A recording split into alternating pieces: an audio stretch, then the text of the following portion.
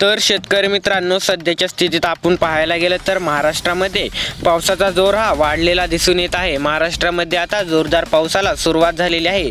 तरी शेतकरी मित्रांनो, जर आपण सर्वात अगोदर पाहायला गेलं तर पुणे, सातारा, रत्नागिरी, सांगली, कोल्हापूर, राजापूर, चिपळूण, सावंतवाडी या ठिकाणी आता 3 ते 4 तासानंतर मुसळधार पावसाला सुरुवात होणार आहे।